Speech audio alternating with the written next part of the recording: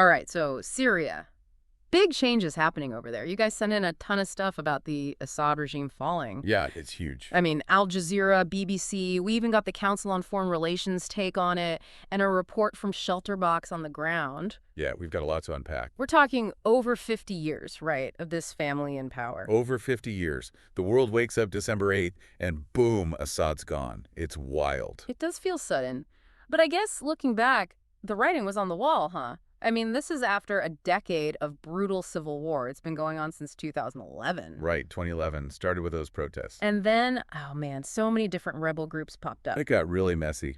Then ISIS jumps into the mix. It was a whole other level of complicated. And you can't forget all the international players involved. Oh yeah, it became this whole proxy war thing. Exactly. You've got Russia backing Assad. The U.S. supporting certain rebel groups. Turkey with its own interest in the region. Don't forget Iran.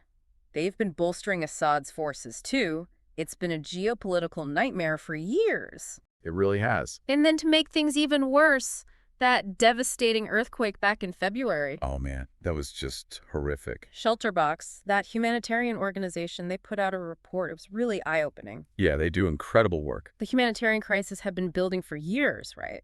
Millions of people displaced. So many casualties. And then the earthquake just adds to it. It's hard to even comprehend, but I think it's an important question for us to consider today.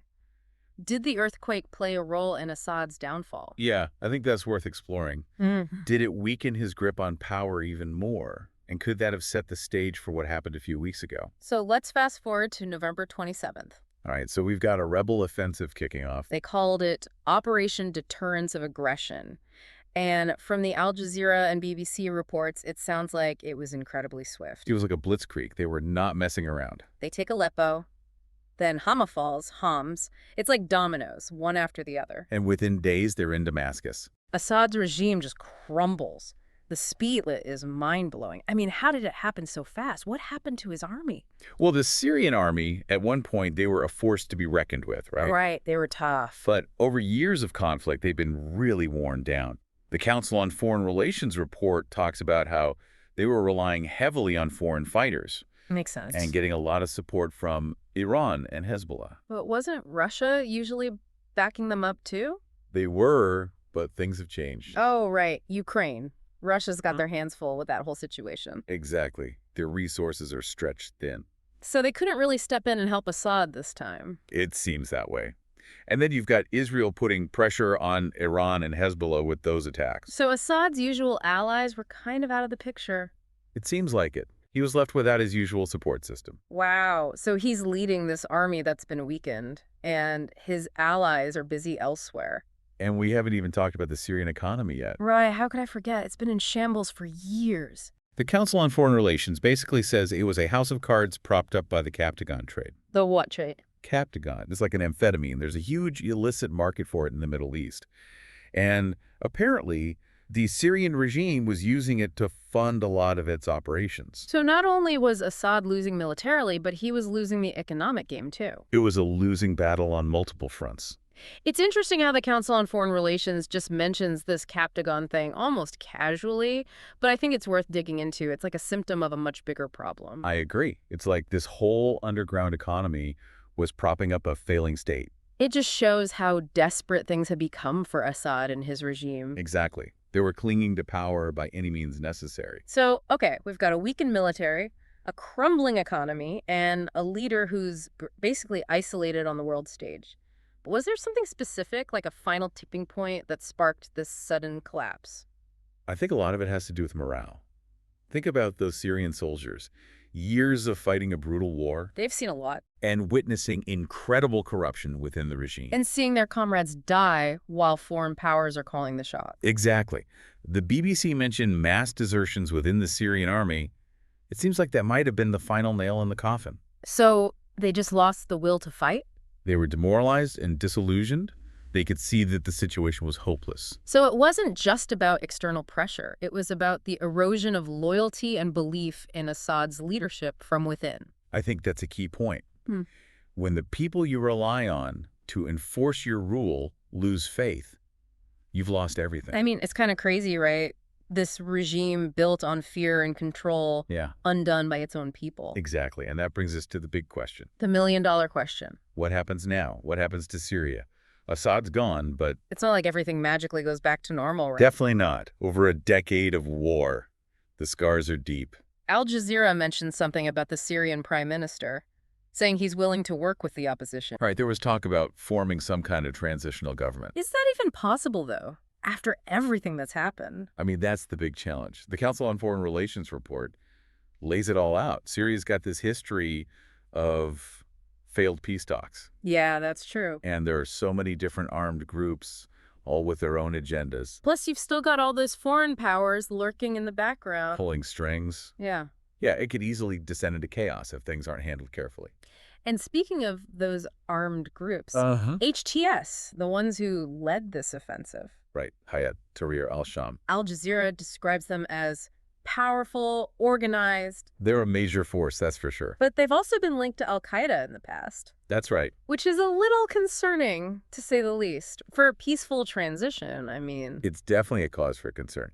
Can they really pivot from a militant force to a legitimate political player? I mean, they've been running Idlib province for years, right? They have, but governing a whole country, especially one as fractured as Syria, that's a completely different ballgame. That makes me think of the Taliban taking over Kabul. Oh, yeah, I see what you mean. Everyone was hoping they'd be more moderate this time around.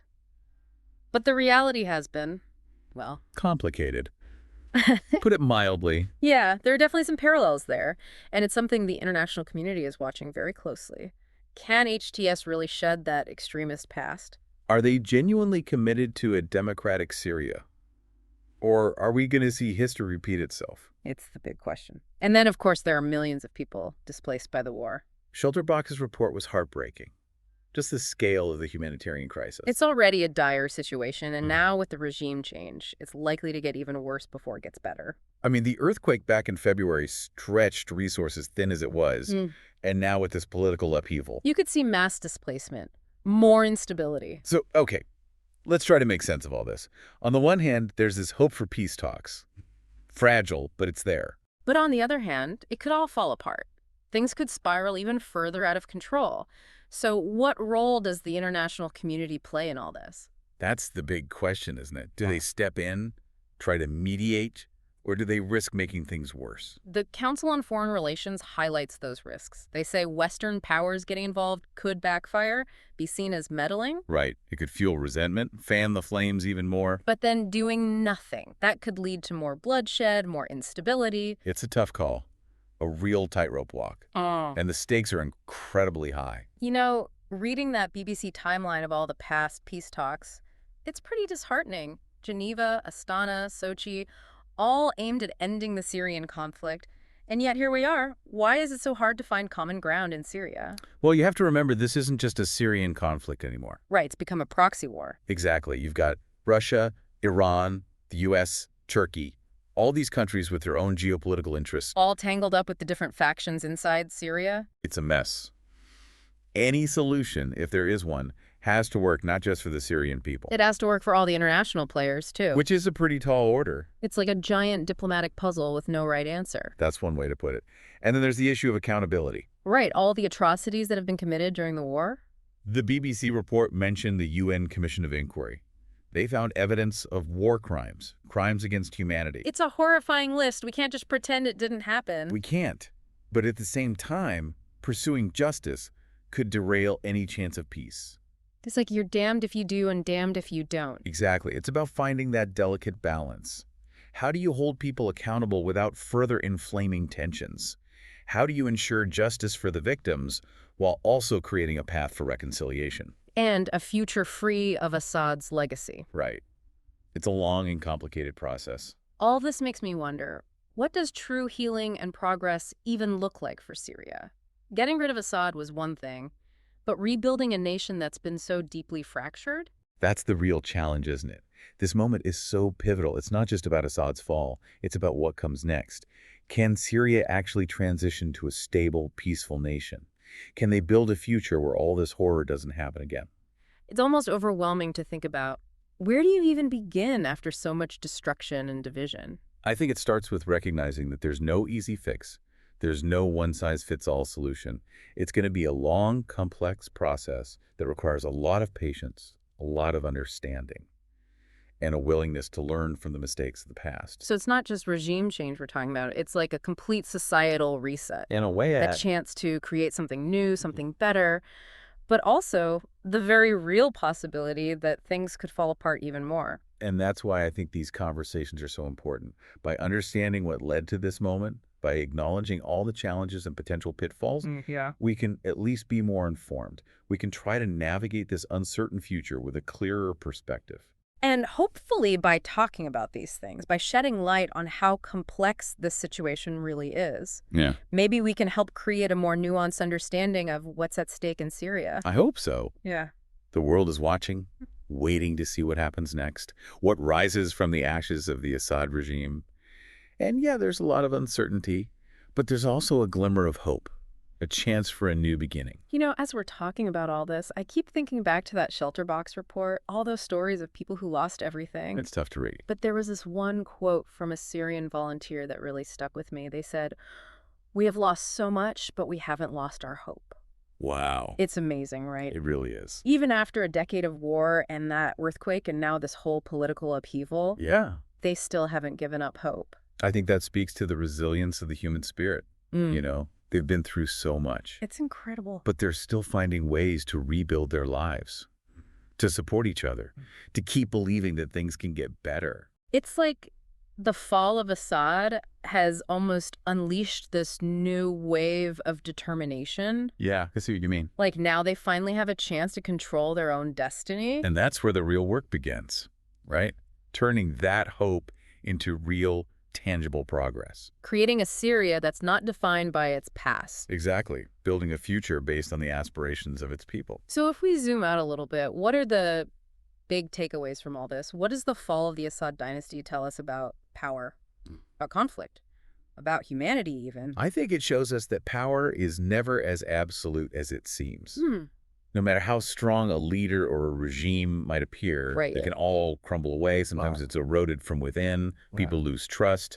They lose faith in their leaders. Yeah. Or they find the courage to stand up and say enough is enough. Like those soldiers who deserted. Exactly. Yeah. And then sometimes it's challenged from the outside. Like with Russia being preoccupied with Ukraine. Right.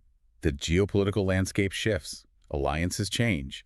And suddenly that seemingly unshakable power structure starts to crack. It's a good reminder that even the most powerful people are vulnerable. They are.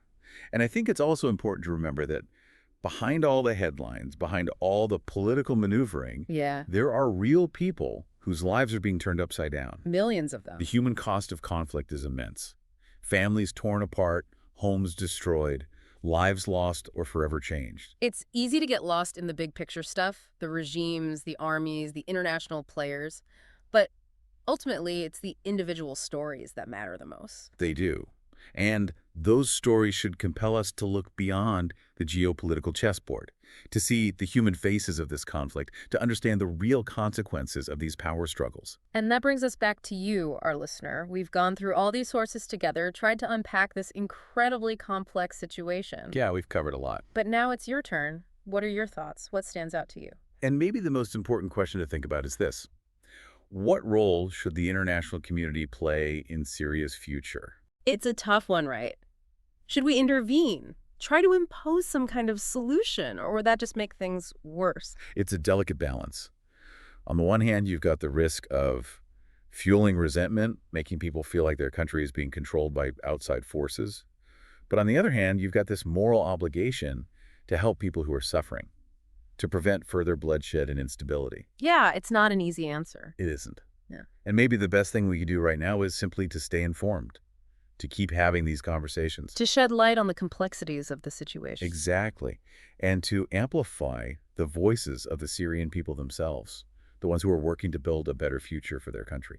This deep dive has been a journey. It's been intense, informative, emotional, but ultimately the story of Syria isn't over yet. It's still being written.